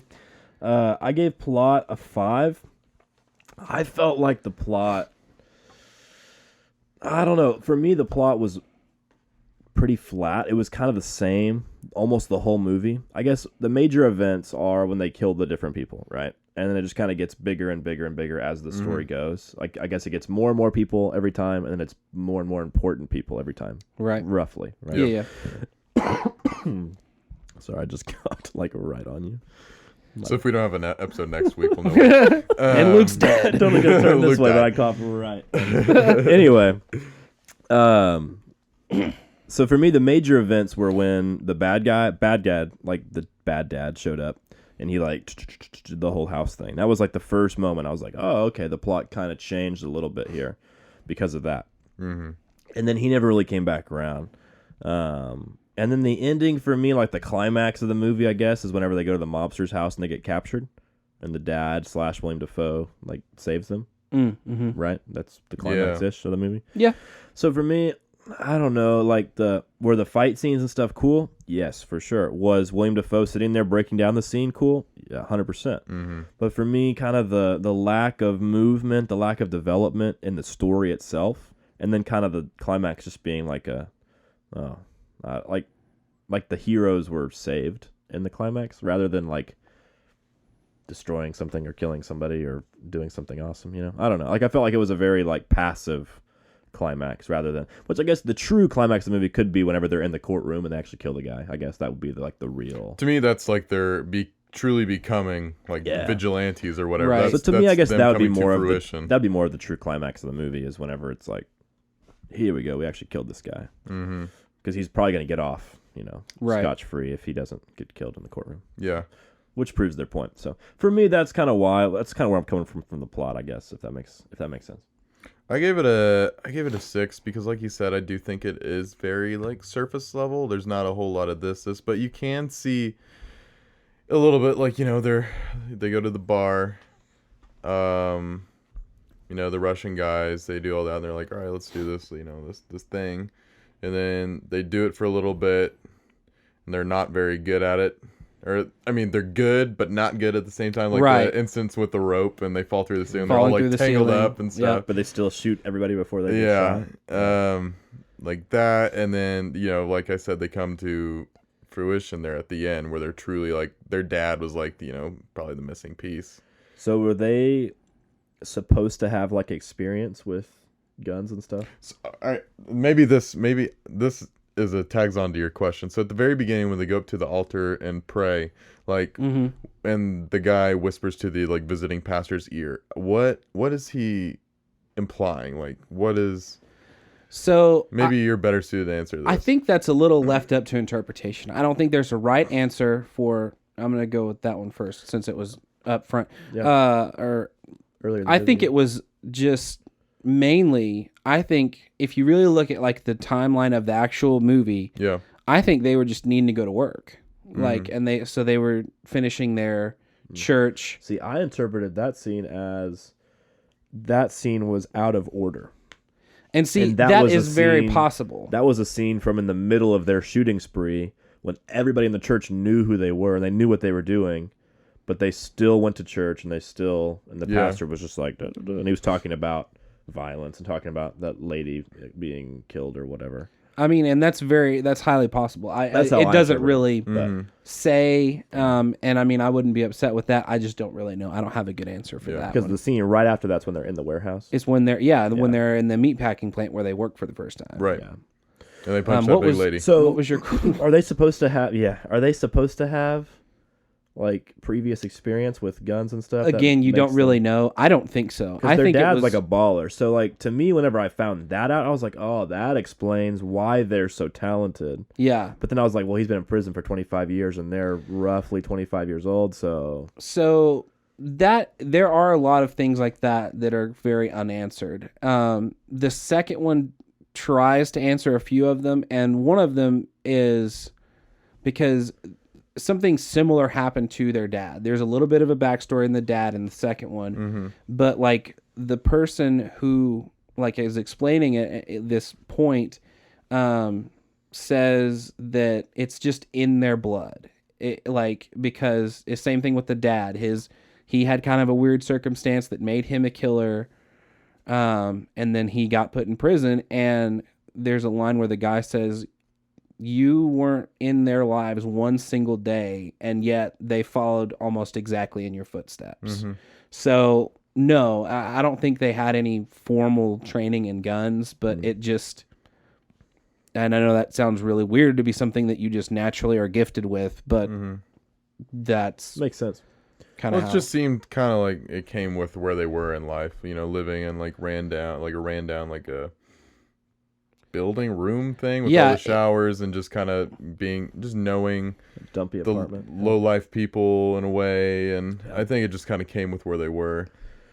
I've never seen anyone be killed with a toilet before, so that was cool. Yeah, dude. That was awesome.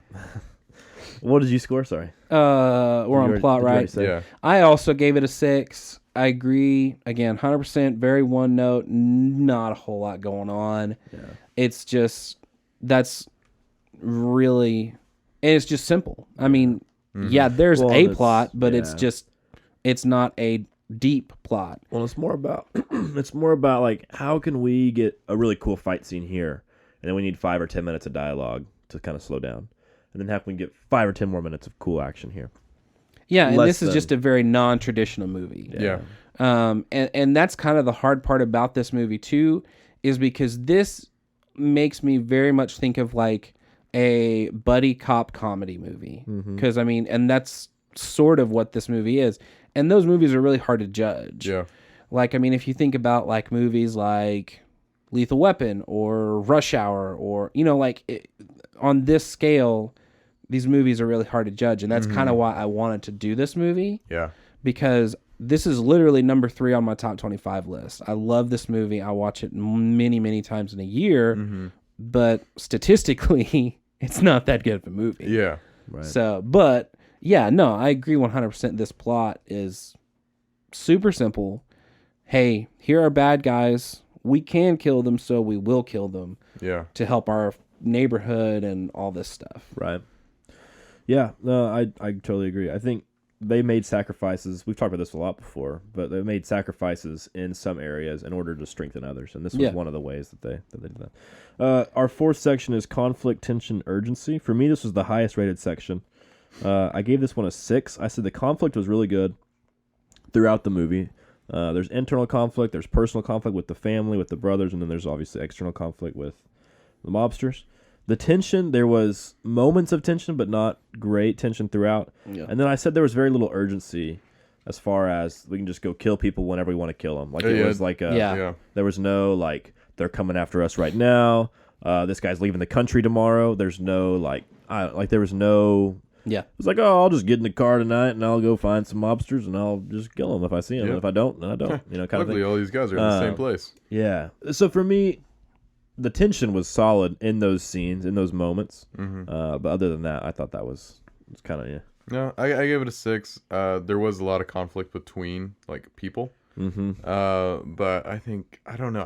I guess I didn't see very much urgency because you might have seen urgency whenever, you know, like the scenes wherever the guys are walking to the police station. Like to me, that left, that took out like the urgency out of the room a little bit, because then we know when they turn themselves in. When they turn themselves in, because there could have been urgency where they're like, you know, they're on the run and all this, and like Willem Dafoe's like, you know, on their tail and all that, which ends up kind of happening. It's like they ruin that and then they make it happen towards the end, but there was it just felt like there was time to do stuff.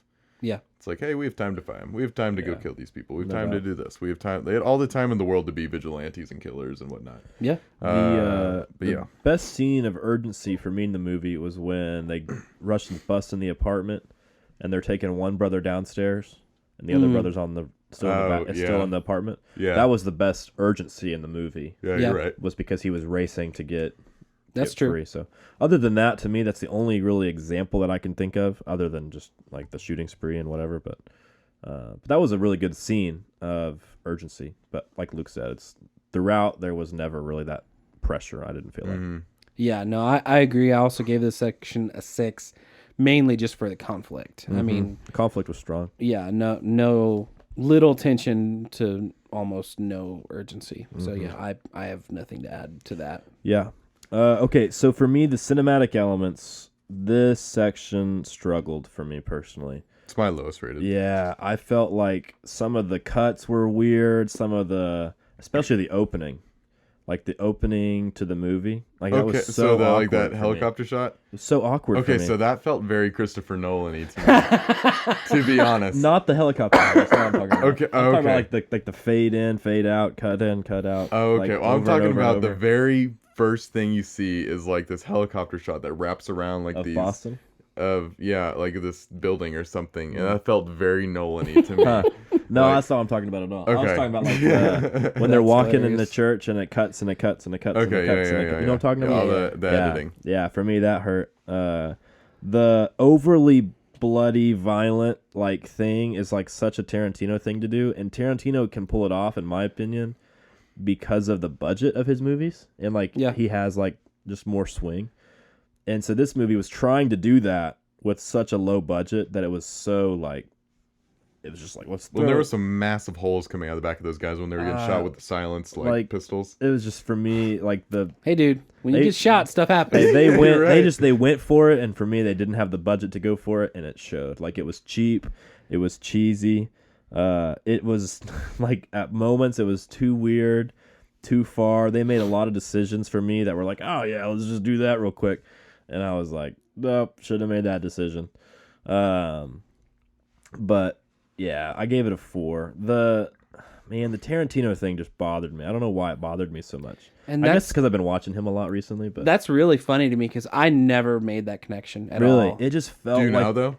Do you see? I see it, but I mean, like I don't know. It just felt like such a knockoff, like a cheap knockoff of a Tarantino movie. That's what I felt like I was watching the whole time.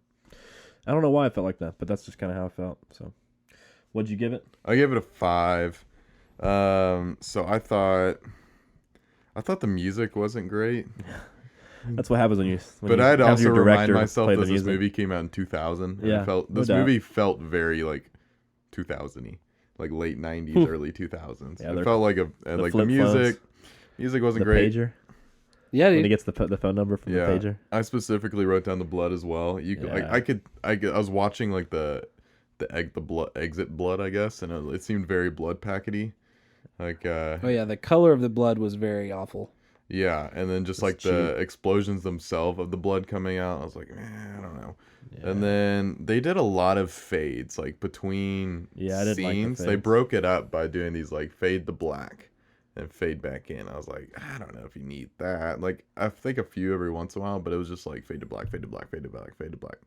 But no, I do think this was probably. Well, I have a lot of weak sections here. So IMDb has like the goofs section you can like read. You know what I'm talking about? No. So it's like a list of all the goofs in the movie. Okay. And I was reading that, and there's like 50 or 60 of them. And it's pretty funny. And I didn't notice them in them like while I was watching. I noticed one or two, but I didn't notice most of them. Yeah. But like there's one where he gets hit in the head, and he has the bandage on this side of his head.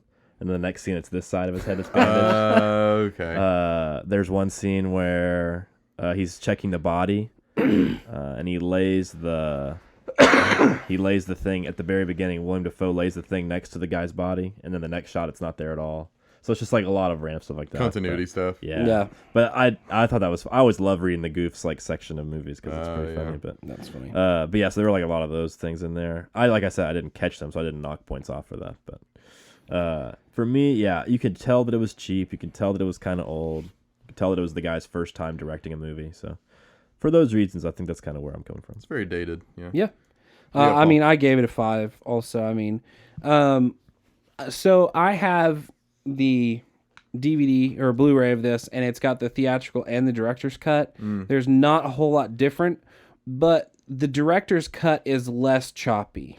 Okay. So I gave it a little bit for that because in watching the theatrical cut, I noticed it way more like when like the scene when Rocco goes in and shoots those two dudes at the booth. Yeah. Like he shoots and it like cuts to a completely weird like where the bullet hit the wall or something or other like that. And in the director's cut, no, it's like you see him shoot the dude through his jacket and like his head like explodes behind. Like I don't know why it's an R-rated movie. I don't know why they would have cut that out anyway. I guess that's the one I saw because I saw like shoot behind the jacket, then you see the guy with the hole in his head. Okay, well the theatrical cut on the Blu-ray that I watched because I figured somehow that would be the same thing you guys watched. It's a lot even more choppy than maybe what you guys saw. I watched it on Prime. So did I. Yeah. Okay. Well, then, but the director's cut I don't know what version they had on there. I don't know either. Yeah, I definitely noticed some of the choppiness, some of those cuts, and some stuff. of the weird fades like and the fades didn't bug me for some dissolves. reason. I don't really. I guess I don't really care about that unless it's like super like fast. I don't know, like things like the first bit bothered me probably more than anything else. Honestly, the opening with the That was just so weird. The helicopter shot. Not the helicopter shot. They were walking down the aisle, right? That's what it is. Yeah, they're like when they're praying and the father's talking and Yeah. stuff like that.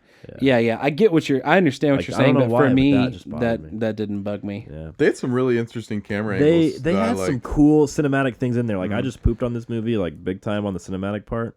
But there were some really cool decisions that they made. Like I said earlier, to me, the best decision they made was having them get ready to go in and then not. And cut to Defoe, and he would break walking through the scenes. Yeah, like that was a great decision. That was really good. They did it two or three different times.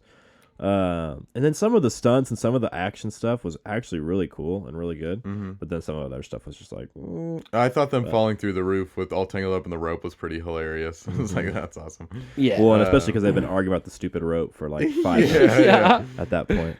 There was a really cool camera angle they did when they were in the strip club. It was Willem Dafoe. He was like laying down on that pink fuzzy divan thing. He was like laying down talking about it, and there's a camera angle from like the ceiling kind of like panning this way. I was like, that's really cool. I really liked it. A lot of the stuff that I noticed is this movie does a lot of like bird's eye view shots. Yeah. Like when they like are shooting those dudes in that same whatever set. Right. Like it's a top angle when there's the scene where Willem Dafoe goes to confession. It's again a top angle of him holding Rocco with a gun to his head. That was my favorite scene in the movie. Probably was the confessional scene. But like, no doubt. I think some of the shots that they had in there really worked. I was impressed by that. Was the one in the strip club particularly. I was like, dang, that's cool. Yeah. My total score is 20. 24. Oh. 24. Mine was a 28. Nice. Mine's a 35. Nice. Okay. To put that in perspective, I think I gave Heat a 27 or a 28. I think I gave American Gangster lower than this. And I gave American Gangster around a 26 or 27 or something like that. So, yeah. What do you have any like final thoughts on the movie? I didn't actually write any meta questions down. I figured Paul would because he was, it's kind of his movie. For me, my final thoughts, like, it was more fun to watch than the score I gave it, if that makes sense. Yeah. But cinematically, like storytelling wise, and then cinematically, like those two sections, man, they just like hurt this movie for me personally. But I did actually like it was a fun watch. Like, will I watch it again? Maybe anytime soon, probably not. But like it was actually like I didn't hate watching it, if that makes like I wasn't like sitting there like this sucks like the whole time. Like I was enjoying the movie while noticing the weaknesses and the flaws in the movie. But it was still like a fun enough movie and an interesting enough movie to actually like get through it. There's been movies that we've reviewed before that I personally was like, turn this off. American Gangster. That was one of them. Yes. But for me, this movie never had that. Like I was never like, I'm done with this movie. Like that never happened. But there were just a lot of problems throughout it. I think part of it was the guy was new. He was a rookie director. Part of it was the budget. And then part of it, I think, honestly, was the fact that it came out in like 1999. Like, bad movies came out during that time period. And so to me, like those three things were against it. And if it were remade with kind of better technology and a more seasoned director, I think it could have been a decent movie. Yeah. So, is the second one better, you think, or worse? In my opinion, I actually saw the second one first. Oh, really? Oh wow. Because it was in the time of my life where I went to an opening movie every week, and it was one of the weeks that there. Did you just lose your pen behind the couch? For sure. Your pen. It was during the time, for whatever reason, there was nothing else on, but me and my friends were committed to like, all right, we're going every week. And they were like, all right, we're going to see this movie. And I was like, I've never heard of this, but okay, whatever. Yeah. And I enjoy it. Like I said, it's this movie. The first one is number 3. The second one is not on my top 25, but I enjoy it a lot. Is it technically score-wise better than this movie? Probably not. Okay. It has a higher Rotten Tomatoes score. That may not surprise me. But, I mean, it was also made in 2008 or 9 or 10, something. Oh, wow. So, that's I mean, a long time afterwards. Yeah. It's 10 years after. Yeah. Your final thoughts, Luke, before Paul asks us questions? I enjoyed the movie a ton. I had a great time watching it. This is like on the same level as like, this is like my go-to movie for saying like movies that like they're not great, but I enjoy watching, like Hitch. Yeah. Like this is like on Yeah. the same level. Like I will watch this movie again. Like no doubt about it. I enjoyed it a lot. Like you guys said, I mean, there's tons of problems with it if you want to think about it cinematically as a movie and all that. But no, it's a great fun watch, and I plan to watch it again. I'm glad I watched it. Like despite my score being a 26 or whatever, 28, I was like, no, See, and I think that's the thing with this movie is, yeah, critically, it's not that good. yeah, But the audience. I score. enjoy the poop out of this movie. yeah. It is a fun watch, no doubt. So, 2 thumbs up for me. well, you guys already answered one of my questions is, will you watch it again? Because after reading all the reviews, I was like, oh, these guys are going to just dump on this movie. I will not watch it again for a considerable amount of time. Okay. But if 10 or 15 years from now, for whatever reason, this movie makes it across my desk or something, then, or my whatever, I don't know. I got you. I'll probably watch it. Do you think this movie was quote unquote too much? As far as like with it just being, you know, it's a Boston movie, so obviously the cursing is going to be a lot. The whatever you want to call blood, violence. For me, yes, it was. It was like, okay, so The Departed is one of my favorite movies of all time, and that movie has more F words in it than this movie, if I remember. Really? I think so. Wow. I think The Departed's like 300 something, and this one's like 240 or something like that. Wow. Oh well, The Departed is also probably like an hour longer it's than this longer. movie. So for me, Scorsese. like language isn't. It bothers me. Like, pick a different word. Be creative. Like, don't just yell the F word whenever you're mad. Like, show some like emotion or something. So creatively, it bothers me more than anything, honestly. But this movie in particular, it felt more forced than The Departed. The blood and guts and violence and whatever in this movie, for me, it wasn't like, it wasn't terrible, but it was over the top, and it was like they knew that this movie would catch on because of that kind of thing. So it was like, let's just go for it, and they just kind of like went for it. So for me, they kind of went too far for this movie. Like, this is a fun, like you said earlier, like a buddy cop type of movie. And they just like turned it into like a Tarantino style, like just everywhere kind of movie. The, like, I don't know, the morality or whatever of it, like, would I let my kids watch this movie? No. Not until, I don't know, whenever, but whenever They're they can. 37. Whenever they make their own decision if they want to watch it or not. But, like, no. But will I, like, go out and say, this movie's evil, no one ever needs to watch this movie again? No, it's not. Like, you can make your own decision. You can watch whatever you want. I don't care. But, like, I don't know. For me, I guess, like, there's not really a line, if that makes sense. Like, the Joker, we talked about this a lot whenever Joker came out. Like, did it go too far or whatever? And the answer is not necessarily like there's a like moral line and you can't cross that line. It's more of like does this amount of this stuff work in this movie or not? For me, the answer to this movie is no. The Departed is yes. Like, I don't know how to explain the difference.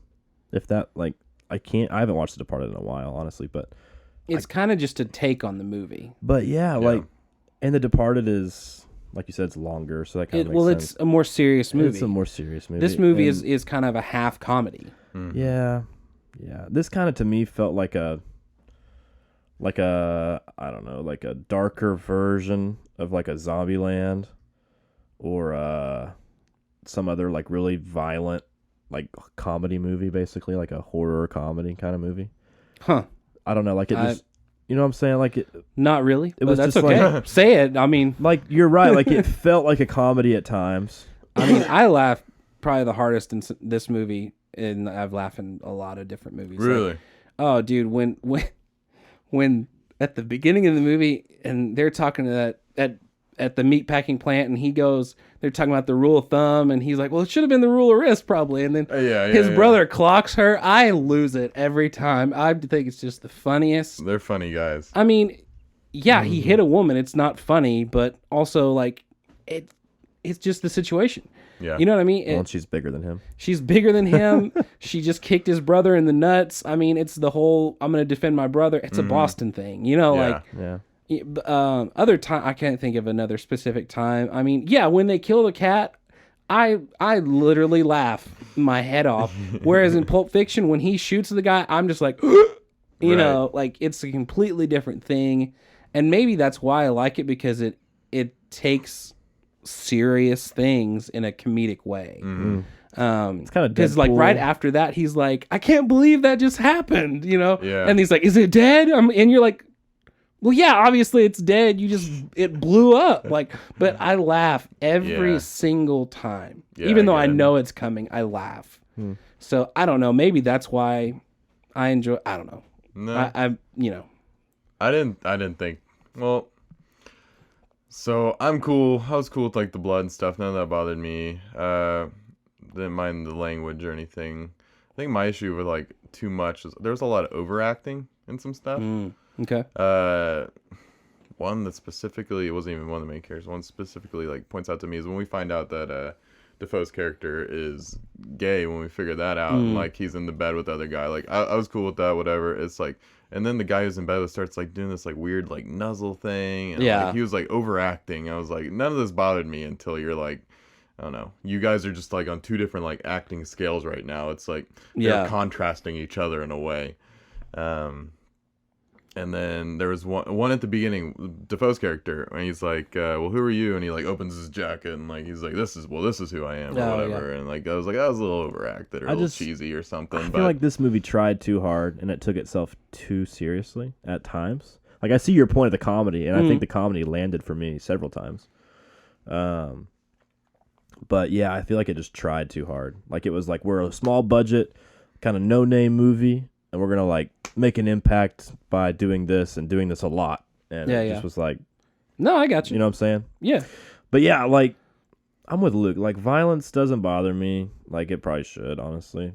Like it's probably, I don't know. It bothers my parents. Well, like, and it probably should. Oh yeah, it probably should. None of our parents will ever watch this movie. No doubt. We can. No, my parents would turn agree. this movie off in the first like 3 minutes. Honestly, Callie watched this with me. I was about to ask, did Callie watch this movie? She went to bed. Like she was like, she'll stay up with me past like to a certain time, and she'll stop watching any movie. It's not just this movie. Like at 9 or 9:30, she's like, I'm going to bed. So we watched probably the first hour or so of this movie together, and then she went to bed. Like I don't think she went to bed because she like hated it. I just think she like went to bed. But she didn't necessarily like love the movie. Like she wasn't like, what happened at the end? Like she didn't Tell care. me. But like she didn't hate it as much as like I thought she would. Honestly, I was like, I'm surprised she's kind of still watching this. But like I said earlier, like it was actually more fun to watch than I thought it would be. Like when I saw the score and I saw everything and I saw all these people talking about it online or whatever. Well, but I had hope, since it was like a cult classic kind of thing. Like that's where like my hope came for this movie, and I think I see where people. Yeah. So that's my next question: is why did this movie become a cult classic? I think it just registered with people like you, and for me, it's not my style. Like it's obviously not my style. The score I gave it, but I totally see the appeal. Like I will never be a Deadpool fan, right? But there are people who love Deadpool, right? And he just has that kind of appeal to people, and I'm not one of those people, right? And so to me, like that's the same vein a little bit. The anti-hero. A little bit comedy, a little bit action, really bloody, really violent, really, whatever. Like, so to me, it's that crowd of people who's out there. There's a niche for that. Yeah. Tarantino has kind of a following like that a little bit. He has a bigger following than like just those people. Right. But like those kinds of people probably like a lot of Tarantino movies. And so for me, like, there is a crowd of people out there who likes that kind of stuff. Like Pulp Fiction is a cult movie, right? Or it was before it became this big, famous thing or whatever. But Pulp Fiction didn't do great in the theater, right? It made a lot of money afterward. Right? So it's the same idea, I think, for me. I like Pulp Fiction better than this movie. I think it's a better movie. but I do see the appeal like toward that crowd. You know, the same thing with Luke. Like he likes the cyberpunk kind of thing. So like Blade Runner 2049 comes out, and that's like his vein, right? Yeah. That movie didn't make a whole lot of money, but there's a crowd of people out there Yeah, who like Blade Runner's a cult thing too. like I'd it say. worships that. Oh yeah, that kind of especially movie. the original one. Yeah. Yeah. So I totally see that. I'm not a part of that crowd. No. Yeah. I think I think it's a solid movie in most aspects and everything. It's fun too. I It's a think fun movie. I mean, it's a good, enjoyable movie, and for some, that's not going to hit. Like apparently it didn't. That's why it got such low scores. It missed for a lot of people. Yep. But then there's If we saw the audience score was high. If So. you go in with the wrong mentality for this movie, I think it'll leave a bad taste in your mouth. But if you're like going into it with kind of an open mind, you're like, I don't know what this is really going to be, and you kind of like this could be unique or interesting or kind of a different version of a movie kind of thing, kind of an interesting take on a movie. I think you could be pleasantly surprised. So. No. Yeah. I was surprised how much I liked it. Obviously, like I said earlier, but yeah, I think my biggest question. I'm gonna say I'm done. I was gonna ask you. I forgot what it was.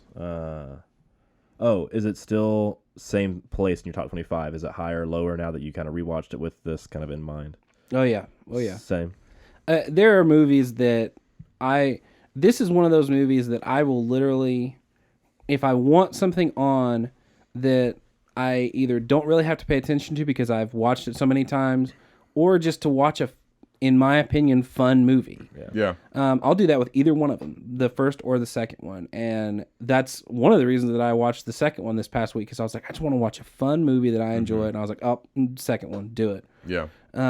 And then I was like, oh, well, this will even work better, because it was like an afterthought that I was like, oh yeah, I'm watching the first one for the podcast. So yeah, perfect. But like, no, this is easily, even with some of the other movies that, were not on my top 25 from the past year of movies that we've watched, even if it was for the podcast or whatever, not just 2019 movies that have now snuck into my list, which I think we should do an episode or something or other on that. Yeah. Because there are 4 new ones for me that are now in my top 25. But like, yeah, no, this will probably forever be a number 3 movie for me. Okay. That's awesome. Okay, well. Is that all our thoughts? That's all I got. That is, I'm actually interested to see now that because next week we're doing John Wick, the first one, and there's not much to that movie either. So I'm going to be really interested to see how we score that movie as well, because I love that movie's on, I think, my top 10 as well. So it'll be very interesting to see. Yeah, those movies are great. So we're doing the original John Wick next week. The first one. Yeah. Sounds good. I'm pumped, dude. I love. I mean, like I said, it. I watched Parabellum this past week, and I can watch it again. I can watch it all. Just again, it's just a movie that, like I said, and I think that's kind of why I like just general shoot 'em up action movies, because first of all, there's not a whole lot of story that I have to follow, and I can just honestly go about my day. Like I can go cook dinner and watch John Wick shoot people in the face and be fine. You know what I mean? Well, this one, it's just like a cool action hero to follow. It's like I don't think the Jack Reacher movies are as good as John Wick, but it's kind of the same scale. Like this guy's like a known like bad A and stuff. And it's like everyone's just, it's cool to see that. Yeah. See, for me, like I personally would prefer like a Jason Bourne type of movie to Taken or a John Wick or a Jack Reacher type of movie, because of that extra element of the plot and kind of having to folloh the right. the And I threads. mean, no, and I see that's y'all's- just I- your no, that's what I'm saying. That's style, what I'm saying. Like y'all are gonna more likely like enjoy a movie like this, and then I'm kind of more that direction, which is partially why I think I scored this movie the way I did. But and that's why I've never seen John Wick before, so I'm actually excited to watch John Wick. Yeah. I've heard about it a lot. Obviously, it's really popular. So. No, There's 3 movies now? there's 3. They're 3, like, and they're gonna do at least one more, if not more. and they're quick, fun watches. Man. Oh yeah, Like, I mean, we'll get into it more next week for sure. I like it. For sure. because now I'm gonna watch all 3 just Oh because. heck yeah, I like it. But yeah, is that all we got? That's all I got. that's all we got. All right, well, I guess we'll sign off for episode 35. Make sure and watch John Wick if you haven't for next week's episode, and we will catch you next time.